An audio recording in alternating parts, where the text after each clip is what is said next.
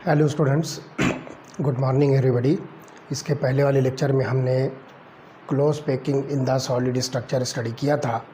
आज का हमारा जो टॉपिक होगा that is the packing efficiency, और इसके अंदर हम पहला क्रिस्टल स्ट्रक्चर स्टडी करने वाले हैं that is called as HCP and CCP structure. HCP means hexagonal close packed and CCP means cubic close packed. तो ये दो स्ट्रक्चर जो है ये दोनों इक्वली एफिशिएंट होते हैं, इसलिए हम ये दोनों को एक साथ जो स्टडी करेंगे। तो आप यहाँ पर देखिए एक क्यूबिक स्ट्रक्चर मैंने यहाँ पर बनाया है, और उसके अंदर आप देखिए कि इसके जो कॉर्नर्स को मैंने लेबल किया है ABCDEFGH, और मैंने जो है यहाँ पर ABCD इस फेस को जो है कंसिडर किया है, और एक्चुअली ये होता है फेस सेंटर्ड क्यूबिक, जिसको हम सिंपली FCC कहेंगे। This is face centred cubic. तो आप यहाँ पर HCP और CCP स्ट्रक्चर जो स्टडी कर रहे हो वो फेस सेंटर्ड क्यूबिक स्ट्रक्चर होगा। तो आप यहाँ पर देखिए कि इस फेस पर जिसको हम ABCD कंसिडर के हैं, इसके ऊपर जो है आप देखिए कि एक स्फीयर प्रेजेंट है। उसके बाद यहाँ पर आप देखिए कि कॉर्नर A पर जो है एक स्फीयर है, और कॉर्नर C पर हमने जो है एक स्फीयर जो है कंसिडर किया है। तो इस तरह से हम यहाँ पर ये तीन स्फीयर्स को कंसिडर कर रहे हैं, जिसको सिंपली आप तीन एटम्स जो है कंसिडर कीजिए। तो इसके अंदर आप देखिए कि इसका जो एज लेंथ है उसको हम A से जो है रिप्रेजेंट करेंगे। तो आप कहीं पर भी जो इसकी एज लेंथ लीजिए, क्योंकि ये क्यूबिक स्ट्रक्चर है इसलिए सारी की सारी एजेस जो है वो सेम लेंथ की होगी। तो आप इस एज लेंथ को जो है A कंसिडर कीजिए, और साथ ही साथ जो है इस फेस का जो डायगोनल होगा, फेस ABCD का जो डायगोनल है इसको हम स्मॉल b से रिप्रेजेंट कर रहे हैं। तो both types of close packing CCP and SCP are equally efficient, and the unit cell edge length is equal to A and the diagonal is equal to B। अब इसके अंदर आपको क्या करना है, आप देख रहे हो यहाँ पर एक ट्रायंगल बन रहा है। ये ट्रायंगल है ABC, ट्रायंगल ABC, और ये जो है एक राइट एंगल ट्रायंगल है। तो आप यहाँ पर देखोगे कि इसमें ये वाला जो एंगल आपको दिख रहा है, this angle is 90 degree, this angle is 90 degree. यहाँ वाला जो एंगल है ये 90 डिग्री का एंगल बनेगा। तो इस एंगल को जो है इस ट्रायंगल को आप जो कंसिडर कीजिए ट्रायंगल ABC, और इसके अंदर आप देख रहे हो जो हाइपोटेनियस है इसको हम जो है B कंसिडर कर रहे हैं। तो इसको आप देखिए ये AC है, means B is equal to AC हम जो है यहाँ पर कंसिडर करेंगे, B is equal to AC। तो आप इसको जो है लिखिए ट्रायंगल ABC के अंदर AC स्क्वायर, ये हो गया AC square is equal to AB square plus BC square.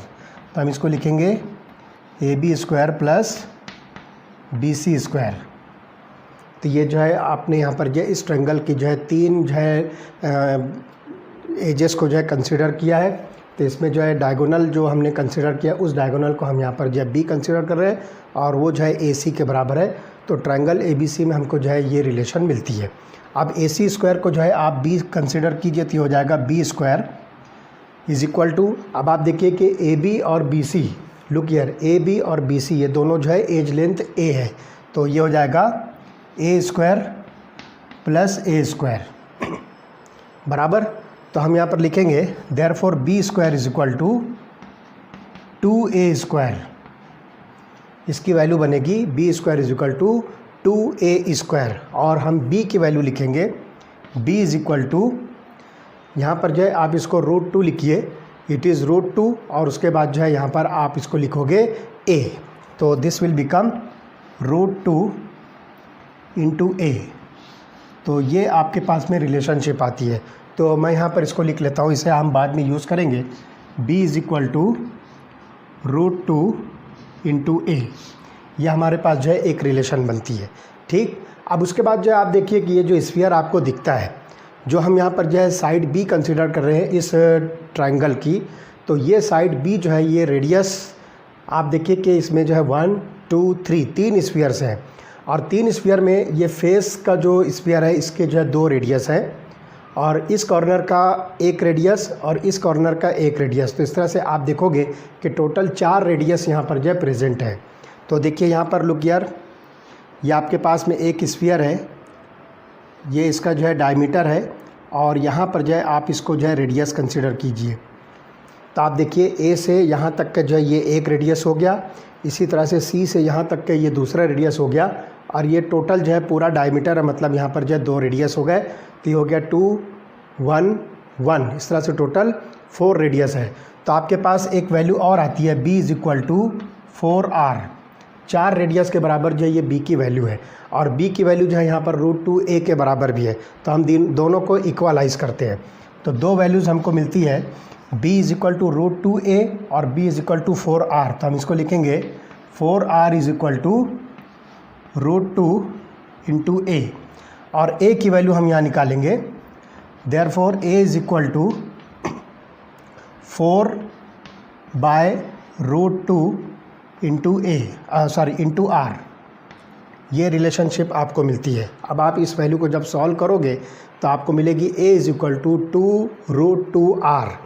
तो ये वैल्यू मिलेगी a is equal to 2√2r। ये एक इक्वेशन आपको मिलेगी, मैं इसको भी यहाँ लिख लेता हूँ, a is equal to 2√2 into r। अब ये इक्वेशन हम यहाँ पर जो है यूज़ करेंगे आगे। तो इसके अंदर आप एक बात जो है ध्यान रखिए कि आपके पास जो है face centred cubic cell present है। तो इस फेस सेंटर क्यूबिक सेल के अंदर जो है टोटल नंबर ऑफ एटम, जिसको हम सिंपली स्फीयर कहेंगे, वो है 4। यहाँ पे हम लिखेंगे 4 स्फीयर्स। इसके अंदर जो है टोटल 4 स्फीयर्स हैं। कैसे 4 स्फीयर्स होंगे?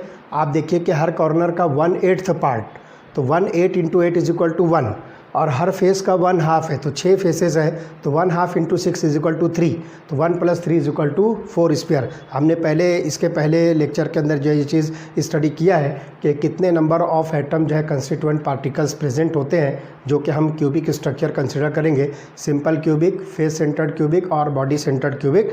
तो यहाँ पर ये फेस सेंटर्ड क्यूबिक स्ट्रक्चर बनता है जिसके अंदर 4 स्फीयर प्रेजेंट है। तो हम यहाँ पर देखेंगे वॉल्यूम ऑफ द स्फीयर हम डिटरमाइन करेंगे।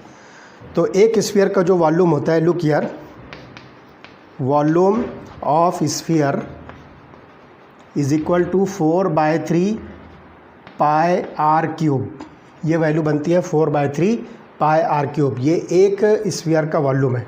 और इस फेस सेंटर क्यूबिक स्ट्रक्चर के अंदर जो 4 स्फीयर्स हैं, तो हम यहाँ पर लिखेंगे वॉल्यूम ऑफ 4 स्फीयर्स। तो ये हो जाएगा 4 multiplied by 4/3 pi r cube. ये एक वैल्यू हमको मिलती है। ये हो गई पहली बात। अब आप यहाँ पर देखिए, ये आपके पास जो है एक क्यूबिक स्ट्रक्चर है, तो वॉल्यूम ऑफ द क्यूब जो होता है वो a क्यूब के बराबर होता है। तो हम यहाँ पर लिखेंगे volume of cube is equal to a cube, और a की वैल्यू हमने ये कैलकुलेट की है, तो ये हो जाएगा is equal to 2√2 r cube. ये होता है a cube, volume of the cube. कोई सा भी क्यूब होगा उसका वॉल्यूम जो है a क्यूब होगा, जो एज लेंथ का जो है आपको जो है क्यूब लेना होगा। तो a की वैल्यू हमने यहाँ पर कैलकुलेट की है 2√2 r, तो वैल्यू यहाँ पर पुट करके उसको जो है क्यूब निकाल लीजिए। अब हमारे पास जो है पैकिंग एफिशिएंसी का जो फार्मूला होता है, लुक हियर, पैकिंग एफिशिएंसी।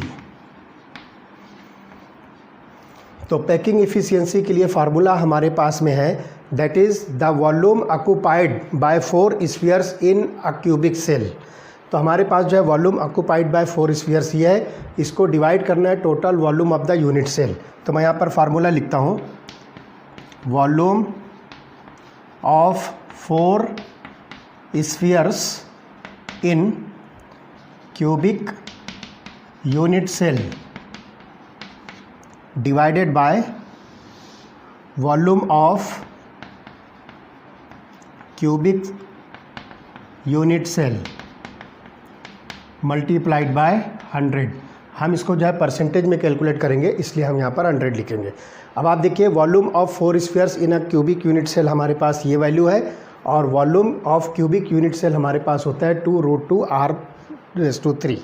ये वैल्यू यहाँ पर जो है पुटअप कीजिए, तो देखिए हमको क्या मिलता है। लुक हियर, मैं इसको लिखता हूँ 4 × 4/3 pi r cube divided by 2 root 2 r cube into 100। ठीक है, अब आप इसको सॉल्व कीजिए। देखिए 4 multiplied by 4 is equal to 16, तो हम यहाँ पर लिखेंगे 16/3 pi r cube divided by, आप इसको सॉल्व कीजिए तो ये बनेगा 16 root 2 r cube, it will become 16 root 2 r cube into 100। अब आप देखिए आर क्यूब जो है ये कॉमन हो गया, इसको आप जो है कैंसिल कर दीजिए। इसी तरह से ये 16 और ये 16 जो है कैंसिल होगा, तो आपके पास जो फार्मूला बचेगा वो क्या होगा, दैट इज़ इक्वल टू, ये हो जाएगा पाई इंटू 100, और ये 3 को आप जो है नीचे कर लीजिए तो 16/3 तो हो जाएगा 3 रूट 2। इस तरह से आपके पास में इतनी वैल्यू जो बचेगी। तो आप पाई की वैल्यू आपको पुट करना है 3.142, आप जो है वैल्यूज़ पुट कीजिए। पाई की वैल्यू 3.142 और रूट 2 की वैल्यू जो होगी दैट इज़ 1.4142। तो ये वैल्यू आप जो है पुटअप कीजिए, ये हो जाएगा 3.142 इंटू 100 डिवाइडेड बाय 3 इंटू 1.4142। अब आप इसको जब सॉल्व करोगे, इस वैल्यू को जब आप सॉल्व करोगे तो you will get the answer 74.01%, 74.01%। तो this is the packing efficiency of face centred cubic unit cell. तो आप थोड़ी देर के लिए इसको और जो है राउंड ऑफ कर लेते हो, तो आप इसको 75% कंसिडर कीजिए। तो 75% का मतलब ये हुआ कि आपके पास में ये जो क्यूबिक यूनिट सेल है, जिसको हम फेस सेंटर्ड क्यूबिक सेल कह रहे हैं, इसके अंदर 3/4 जो स्पेस है वो occupied by the constituent particle है, और 1/4 स्पेस इसके अंदर जो क्या है, वैकेंट है, एम्प्टी है। इसका मतलब ये हुआ कि face centred cubic unit cell के अंदर जो है सबसे हाईएस्ट पैकिंग एफिशिएंसी आपको मिलती है, जो कि 74.01% है। तो ध्यान से सुनिए कि 3/4 of the space of the cubic unit cell is occupied by the constituent particle and only 1/4 of the space is vacant और इट इज़ एम्प्टी। तो इस तरह से यहाँ पर जो है आपको ये पैकिंग एफिशिएंसी मिलेगी। तो थोड़ी देर के लिए आप इसको राउंड ऑफ करके 75% कंसिडर कर सकते हो, बट एक्चुअली ये वैल्यू जब हम सॉल्व करते हैं तो हमको आंसर मिलता है 74.01%। तो इस तरह से हम जो है बहुत आसानी के साथ ये जो है face centred cubic unit cell, जिसको हम हेक्सागोनल क्लोज पैक्ड और क्यूबिक क्लोज पैक्ड स्ट्रक्चर कहेंगे, ये पैकिंग एफिशिएंसी हमको मिलती है। अब इसके बाद जो हम दूसरी जो है पैकिंग एफिशिएंसी कंसिडर करेंगे, जो कि बॉडी सेंटर्ड क्यूबिक सेल की होगी। चलिए देखिए, ये जो डायग्राम आपको दिख रहा है ये body centred cubic unit cell का है, जिसके अंदर आप देखिए ये वाला जो स्फीयर आपको दिख रहा है ये बॉडी सेंटर है, और ये वाला जो स्फीयर है ये कॉर्नर ए पर है, and this sphere is present at corner E. तो इस तरह से हम यहाँ पर जो है 3 स्फीयर जो है कंसिडर करेंगे। तो atom in the centre will be in touch with the atoms, 2 atoms diagonally. तो ये सेंटर वाला जो एटम है डायगोनली जो है ये 2 एटम्स के साथ में जो है टच में है। तो इस तरह से ये 3 एटम जो है एक दूसरे के हिसाब से देखा जाए तो ये डायगोनली प्रेजेंट है, और वो डायगोनल आपको जो है ए मिलेगा। इस ए डायगोनल के ऊपर जो है ये वाला स्फीयर, सेंटर वाला स्फीयर और ये कॉर्नर वाला स्फीयर ये प्रेजेंट है। अब इसमें आप देखिए कि हम इसमें 2 ट्रायंगल कंसिडर करेंगे, और इस 2 ट्रायंगल के हिसाब से हम देखेंगे कि इसके अंदर जो एज लेंथ आती है वो क्या बनती है। ओके, तो आप यहाँ पर देखिए इस यूनिट सेल के हिसाब से ए जो है यहाँ पर जो है एज लेंथ होगी। ठीक, तो सबसे पहले आप एक ट्रायंगल कंसिडर कीजिए, triangle EFD। Look here, triangle EFD कौन सा होगा, देखिए EFD मीन्स ये जो बेस पर जो आपको दिख रहा है ये वाला triangle, it is also right angle triangle. ये जो है राइट एंगल ट्रायंगल है, और इसके अंदर आप देख रहे हो कि इसका हाइपोटेनियस जो है ये B है। तो यहाँ पर हम लिखेंगे B² is equal to A² plus A², क्योंकि यहाँ पर आप देख रहे हो कि ये एक आपको जो है एज लेंथ मिलती है A, और ये दूसरी एज लेंथ A मिलती है। तो ये हो जाएगा B² is equal to A² plus A², और इसको हम लिखेंगे therefore B square is equal to 2a square, क्योंकि यहाँ पर जो है 2 मरतबा जो है a स्क्वायर है, इसलिए हम इसको 2a स्क्वायर लिखेंगे। तो इस तरह से हमारे पास b की वैल्यू मिलती है। इसको जब आप सॉल्व करोगे तो b is equal to √2a, b is equal to √2a जो है आपको ये वैल्यू मिलती है। ठीक है, तो इस तरह से ये पहली वैल्यू आपको जो है मिलती है b की। अब आप दूसरा ट्रायंगल कंसीडर कीजिए, ट्रायंगल AFD। ट्रायंगल AFD कौन सा होगा? देखिए AFD, ये वाला ट्रायंगल। और ये ट्रायंगल भी आप देख रहे हो कि राइट एंगल ट्रायंगल है, और इसके अंदर जो इसका हाइपोटेनस है वो C है। तो हम यहाँ पर लिखेंगे C square. C square is equal to क्या हो जाएगा?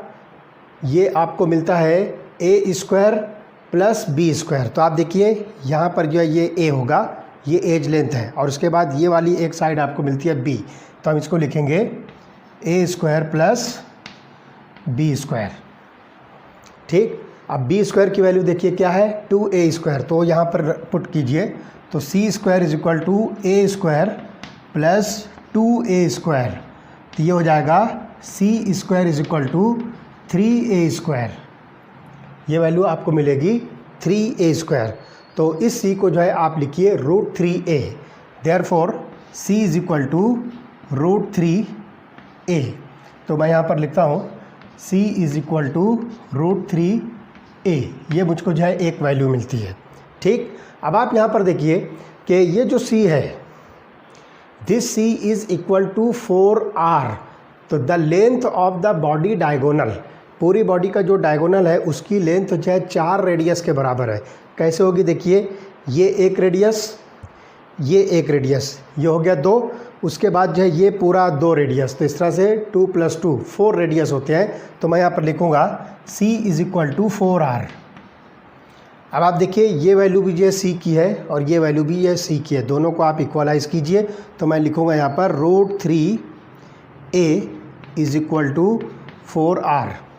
इस पर से मुझे जो है a की वैल्यू मिलेगी, तो a इज इक्वल टू ये बन जाएगा 4/√3 इंटू r। तो मुझको यहाँ पर जो है एज लेंथ a मिलती है इस बॉडी सेंटर्ड क्यूबिक सेल की, a is equal to 4/√3 into r। तो मैं यहाँ पर लिखता हूँ a is equal to 4/√3 into r।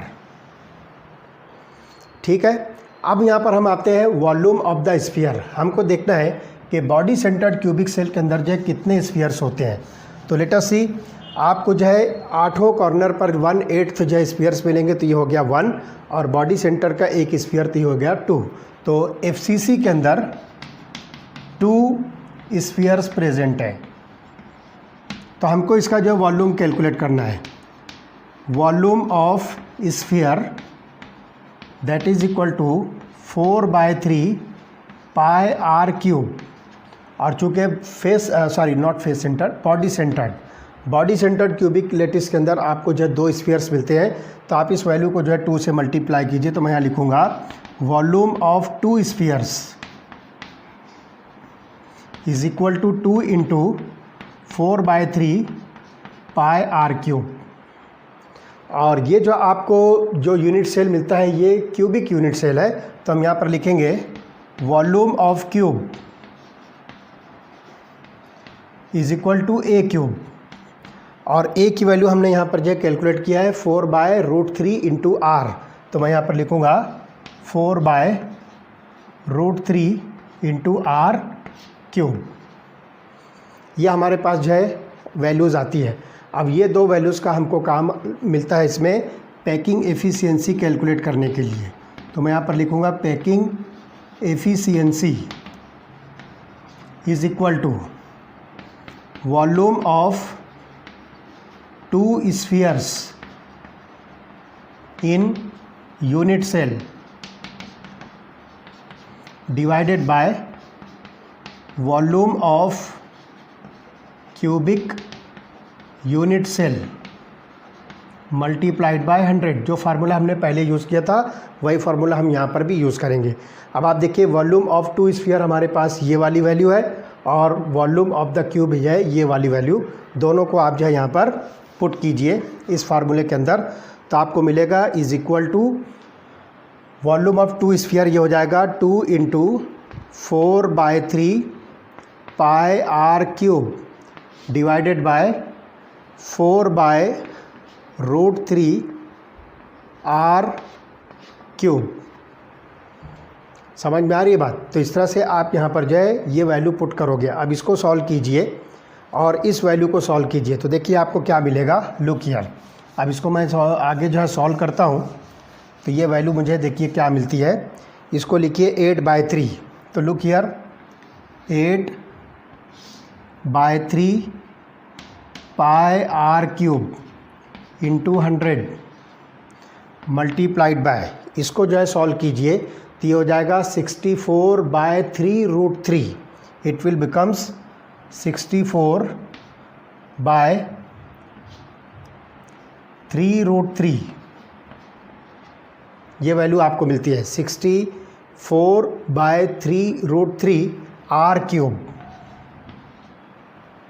ठीक है, तो यहाँ पर आप देखिए आर क्यूब जो है कैंसिल कीजिए। उसके बाद जो है आप इसको जब सॉल्व करोगे तो आपके पास जो वैल्यू बनेगी उस वैल्यू को जो है यहाँ पर आप जो है कैलकुलेट कीजिए। तो जब टोटल इस वैल्यू को जो है कैलकुलेट करोगे, पाई की वैल्यू जो है पुटअप करोगे, तो आपको जो आंसर मिलेगा वो आंसर होगा 67.96, जिसको आप राउंड ऑफ करके 68% जो है लिख सकते हो। ध्यान से सुनिए, ये वैल्यू को जब आप सॉल्व करते हैं, कौन सी 2 multiplied by 4/3 pi r cube divided by 4/√3 r cube, तो जब हम इसको सॉल्व करते हैं तो देखिए ये 8/3, आप इसको इस तरह से भी लिख सकते हो, डोंट वरी अबाउट इट। आप इसको यहाँ पर 8/3 इस तरह से लिखिए, 8/3 pi r cube divided by 64/3√3 r cube. R cube cancel कर दीजिए। सारी वैल्यूज़ जो है जब आप पुटअप करते हो 100 से मल्टीप्लाई करोगे तो आपको आंसर मिलेगा 67.96%, जिसको राउंड ऑफ करके आप 68% जो है कंसिडर कर सकते हो। थोड़ी देर के लिए आप इसको जो है 66.66% कंसिडर कीजिए थोड़ी देर के लिए। तो आप देखिए कि ये पूरे 100% का 2/3 होता है। It is 2/3 of the 100। तो इसके हिसाब से हमको ये बात समझ में आती है कि अगर आप body centred cubic unit cell consider करते हो तो 2/3 of the space is occupied by the constituent particles and 1/3 space is vacant। तो ये चीज़ हमको जो है समझ में आती है कि 66.66 जो है ये इस परसेंटेज के बिल्कुल नियरेस्ट है। तो थोड़ी देर के लिए आपके समझने के लिए मैं बता रहा हूँ, इतना नहीं है लेकिन आपके समझने के लिए कि ये जो परसेंटेज है इस वैल्यू के बिल्कुल करीब है, जो 2/3 ऑफ 100 होता है। तो 100 का ये 2/3 है, तो इसका मतलब होता है कि जब आप body centred cubic cell consider करते हो तो इसके अंदर 2/3 स्पेस जो है वो यूनिट सेल की कंस्टिट्यूएंट पार्टिकल जो है ऑक्यूपाई करता है और 1/3 स्पेस जो है इसमें वैकेंट या अनऑक्यूपाइड होती है, या इसको आप जो है एम्प्टी स्पेस जो है कह सकते हो। तो इस तरह से ये हो गया packing efficiency in case of body centred cubic. अब इसके बाद जो है लास्ट बचता है, वो लास्ट जो होगा जिसको हम नाम देंगे सिंपल क्यूबिक स्ट्रक्चर जो होगा, उसके अंदर किस तरह से हम जो है पैकिंग एफिशिएंसी को कैलकुलेट कर सकते हैं। तो देखिए हम उसको जो है कंसिडर करेंगे, that is the last one, simple cubic structure. चलिए लास्ट क्रिस्टल हमारे पास में है सिंपल क्यूबिक स्ट्रक्चर, जिसको हम SCP कहेंगे, that is simple cubic packed structure. और उसका डायग्राम आप ये देख रहे हो, ये क्यूबिक स्ट्रक्चर है और सिंपल क्यूबिक पैक्ड स्ट्रक्चर में 8 कॉर्नर जो है एक एक स्फीयर से ऑक्यूपाइड होते हैं। तो हमने यहाँ पर जो है एक एज यहाँ पर कंसिडर किया है और उसके ऊपर जो है 2 स्फीयर 2 कॉर्नर्स के हमने कंसिडर किया है। अब इसके हिसाब से देखिए कि the particles touch each other and these are located only at the corners, thus the edge length or the side of the cube is equal to a। तो यहाँ पर जो एज लेंथ जो होगी उसको हम a नाम देंगे and it is equal to 2r। 2r इसलिए कि यहाँ पर देखिए इस एज लेंथ a पर, फॉर एग्जांपल हम यहाँ पर जो है ये वाली एज लेंथ जो है कंसिडर कर रहे हैं and it is equal to a, और ये जो है 2 स्फीयर यहाँ पर प्रेजेंट है दोनों कॉर्नर्स पर, तो एक रेडियस इसका और एक रेडियस इस स्फीयर का, तो इस तरह से ये हो जाएगा 2 रेडियस। तो हम यहाँ पर जो है A is equal to 2R लिखेंगे। अब यहाँ पर हम लिखते हैं volume of cubic unit cell is equal to A cube, और ये A क्यूब हो जाएगा is equal to 2R cube, that is equal to 8R cube. ये हमारे पास volume of the cubic unit cell है।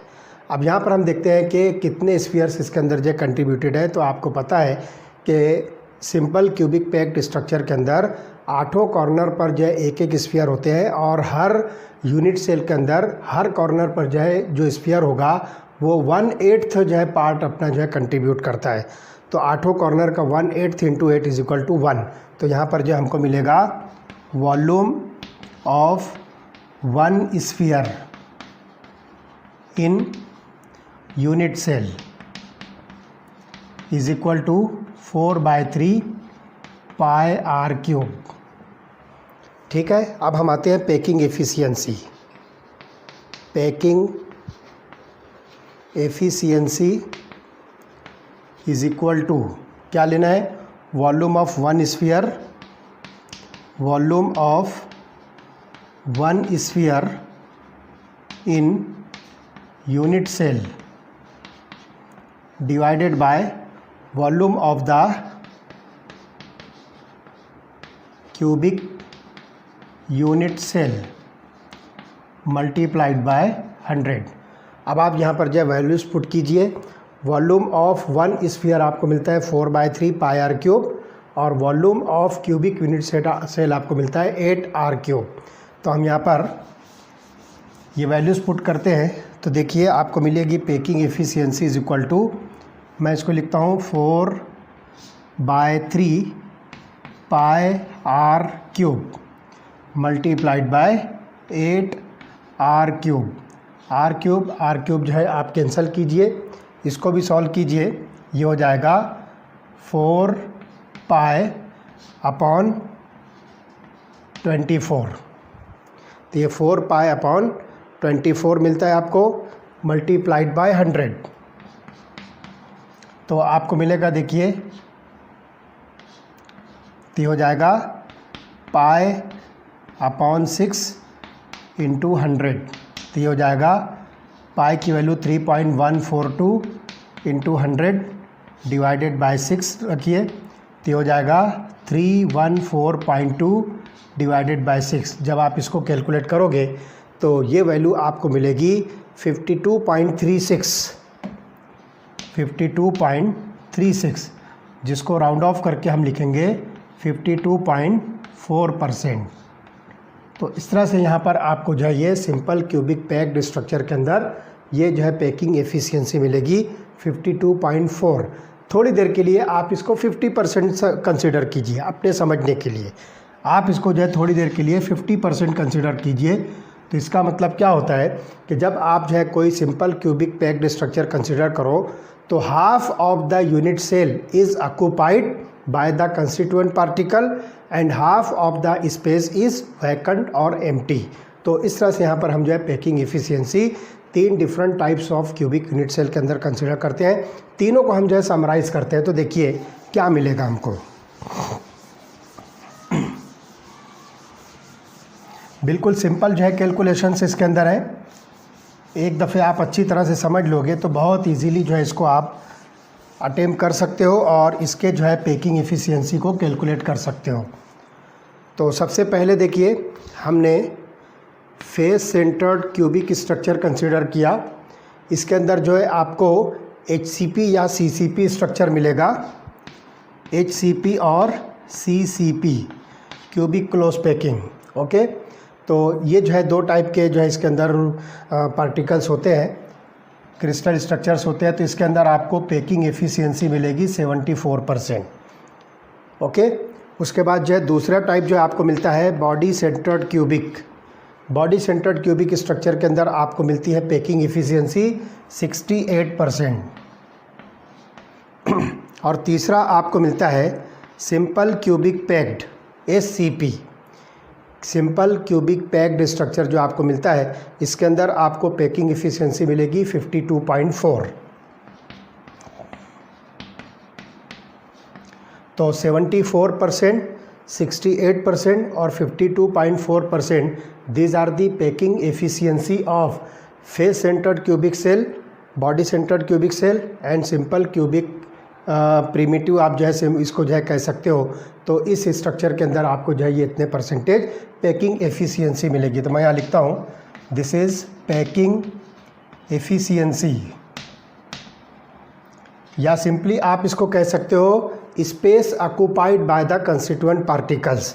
और आप वैकेंट स्पेस जो है कैलकुलेट कर सकते हो, वैकेंट स्पेस इसमें जो है कितनी हो सकती है। तो आप जो 100 माइनस 74 कर लीजिए तो आपको मिलेगा 26%। उसके बाद 100 माइनस 68 कर लीजिए, आपको मिलेगा 32%। और 100 माइनस 52.4% आप कीजिए तो आपको मिलता है 47.6%, 47.6%। तो this is vacant space and this is the packing efficiency, or simply this is the space occupied by the constituent particles in the given unit cell। तो इस तरह से ये जो है आपके सामने जो है packing efficiency into 3 most popular और मोस्ट इम्पॉर्टेंट क्यूबिक सेल्स, जिसको हम face centred cubic, body centred cubic और सिंपल क्यूबिक प्रीमिटिव जो है इसको कह सकते हैं। तो ये 3 पैकिंग एफिशिएंसी। अब एक टॉपिक इसके अंदर है, that is the calculations involving unit cell dimensions. तो यूनिट सेल डायमेंशंस को यूज़ करके हम कौन सा कैलकुलेशन कर सकते हैं, और सिंपली मैं आपको बता दूं कि इसके ज़रिए से आप डेंसिटी ऑफ द क्रिस्टल जो है कैलकुलेट कर सकते हो। तो यहाँ पर हम लिखेंगे calculations involving unit cell dimensions, calculations involving unit cell dimensions. तो इसके अंदर हम जो है simply density of the unit cell जो है कैलकुलेट करेंगे, और जो भी आपके सामने जो है क्रिस्टल स्ट्रक्चर होगा उसके अकॉर्डिंग जो है बहुत इजीली आप जो है ये डायमेंशंस को यूज़ करके इसके जो है कुछ पर्टिकुलर कैलकुलेशन जो है कर सकते हो। तो from the unit cell dimensions it is possible to calculate the volume of the unit cell, and knowing the density of the metal we can calculate the mass of the atom in the unit cell. तो ये चीज़ हम यहाँ पर जो है density अगर आपको पता है तो mass of the atom calculate कर सकते हो, मास ऑफ द एटम पता है तो आप जो है उस पर से डेंसिटी कैलकुलेट कर सकते हो, साथ ही साथ जो है आप volume of the unit cell जो है कैलकुलेट कर सकते हो। तो ऐसे कई चीज़ें आपको जो है 1 बाय 1 जो इसके अंदर मिलेगी, एक फार्मूला हम इसमें जो है डेराइव करेंगे। ओके, तो the determination of the mass of a single atom gives an accurate method of determination of Avogadro's constant. तो यहाँ पर जो है एवोगैड्रोस कांस्टेंट को डिटरमाइन करने का जो है एक बेस्ट मेथड जो है प्रोवाइड करता है, जिसके अंदर हम डिटर्मिनेशन ऑफ मास के ज़रिए से इसको जो है कैलकुलेट करेंगे। तो suppose edge length of a unit cell of a cubic crystal is determined by X ray diffraction is A. तो यहाँ पर ध्यान रखिए edge length of unit cell that is equal to A. ये जो है आपने एक्सरे क्रिस्टलोग्राफी के ज़रिए से या एक्सरे डिफ्रैक्शन मेथड के ज़रिए से आपने इसको जो है कैलकुलेट किया। इसी तरह से डेंसिटी यहाँ पर होगी D, density is equal to D. तो ये जो है पैरामीटर्स हमको मिलते हैं, ये यूनिट सेल के डायमेंशंस हमको मिल रहे हैं, जिसमें यूनिट सेल की जो है एज लेंथ होगी ए होगी, उस यूनिट सेल की डेंसिटी को हम यहाँ पर जो है डी से इंडिकेट करेंगे।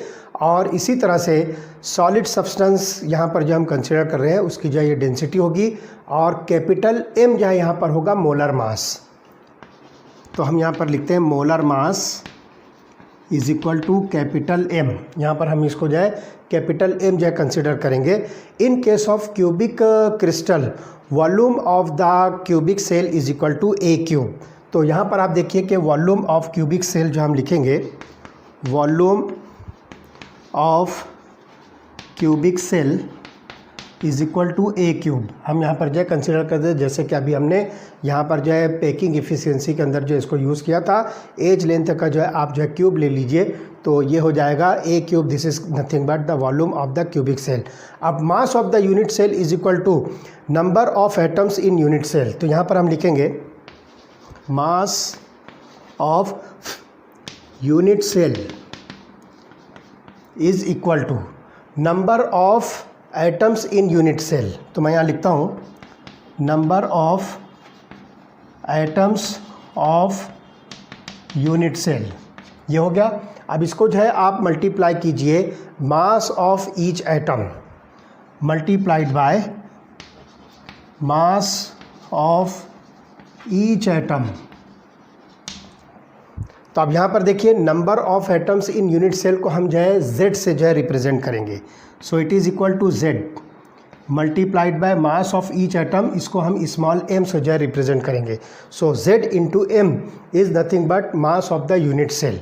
तो इधर यहाँ पे हम लिखेंगे Z is the number of atom present in one unit cell and small m is the mass of single atom. तो फॉर एग्जांपल आप सिंपल क्यूबिक प्रीमिटिव अगर लेते हो तो यहाँ पर जो है Z की वैल्यू आपको मिलेगी 1, तो उस एक एटम का जो मास होगा वो आपको लिखना है। इसी तरह से बॉडी सेंटर्ड क्यूबिक के अंदर आपको जो है 2 पार्टिकल्स मिलेंगे, Z की वैल्यू आएगी 2, और फेस सेंटर्ड क्यूबिक के अंदर जो है आपको Z की वैल्यू मिलेगी 4। तो ये वैल्यूज़ यहाँ पर आपको अलग अलग क्रिस्टल्स में डिफरेंट मिलेगी। तो ये चीज़ आपको मालूम होनी चाहिए। बाय द वे अगर प्रॉब्लम आता है और उसके अंदर Z की वैल्यू नहीं भी दी हुई है तो आपको यहाँ पर जो है BCC, FCC या SCP, ये जो क्रिस्टल के स्ट्रक्चर्स हैं, इन स्ट्रक्चर्स पे से जो है आपको Z की वैल्यू जो है मालूम होनी चाहिए। ठीक, तो इस तरह से आपको यहाँ पर जो है ये एक फार्मूला मिलता है Z into M।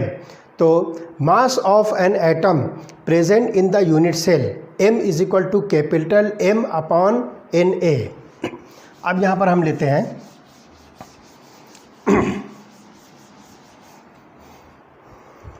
Mass of an atom, जो यूनिट सेल के अंदर जो है एटम प्रेजेंट है उसका जो मास होगा, atom present in unit cell is equal to capital M upon Na। ध्यान रखिए यहाँ पर जो है कैपिटल M जो है हम molar mass of the atom consider कर रहे हैं और Na जो है इसके अंदर एवोगैड्रोस नंबर है। तो इस Na से जो है आप इसको जो है डिवाइड करोगे। अब हमारे पास जो है डेंसिटी होती है, लुक हियर, डेंसिटी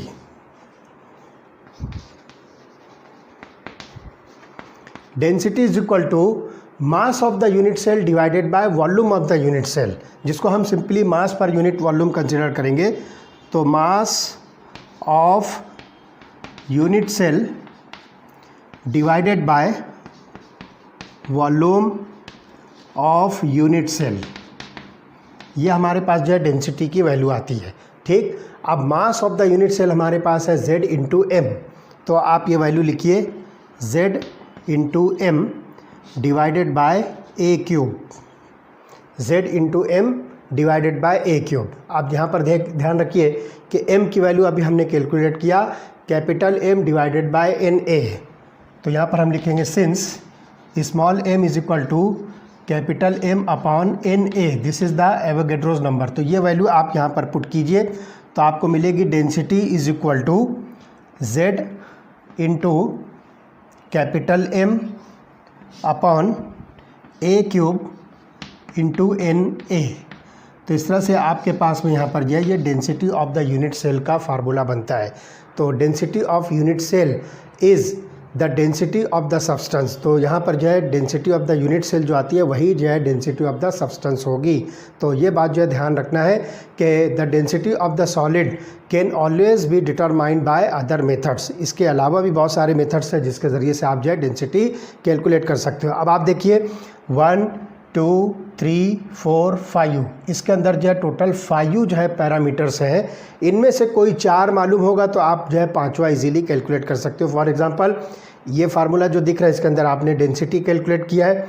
आप यहाँ पर जो है number of constituent particle calculate कर सकते हो। अगर आपको डेंसिटी दी हुई है, मोलर मास दिया हुआ है, आपको जो है volume of the unit cell पता है और एवोगैड्रोस नंबर पता है, तो आप उस पर से number of constituent particle calculate कर सकते हो। या फिर आपको डेंसिटी दी हुई है, नंबर ऑफ़ कंस्टिट्यूएंट पार्टिकल मालूम है, आपको volume of the unit cell मालूम है, उस पर से आप जो है molar mass of the substance जो है कैलकुलेट कर सकते हो। इसी तरह से आप यहाँ पे डेंसिटी पता है, नंबर ऑफ़ कंस्टिट्यूएंट पार्टिकल पता है, मोलर मास मालूम है, तो आप उस पर से जो है volume of the unit cell calculate कर सकते हो। तो इनमें से out of this 5 parameters if 4 are known the fifth can be easily calculated. तो ये एक जो है कॉमन फार्मूला बनता है। So this is the calculations involving unit cell dimensions. इसके अंदर हमने mass of the unit cell consider किया, density of the unit cell consider किया, एज लेंथ हमने कंसीडर किया और उस पर से हमने ये फार्मूला जो डेराइव किया। तो इस पर से आपको जो है different variety of the calculations मिलते हैं। तो इस टॉपिक पर जो है बहुत सारे क्वेश्चन जो है मल्टीपल चॉइस क्वेश्चन बनते हैं। तो आप इसकी जो है प्रैक्टिस कीजिए। आपकी बुक के अंदर भी बहुत सारे जो है प्रॉब्लम्स दिए हुए हैं, वो प्रॉब्लम जो है आप एक्सरसाइज से लेकर कैलकुलेट कर सकते हो। अब इसके बाद जो हम टॉपिक डिस्कस करने वाले हैं वो होगा इम्परफेक्शन इन द सॉलिड्स, जिसके अंदर जो है बहुत सारे टाइप के जो है डिफेक्ट्स जो सॉलिड के अंदर अराइज होते हैं अलग अलग रीज़न से, वो सारे डिफेक्ट्स हम इसके अंदर स्टडी करने वाले हैं। ओके।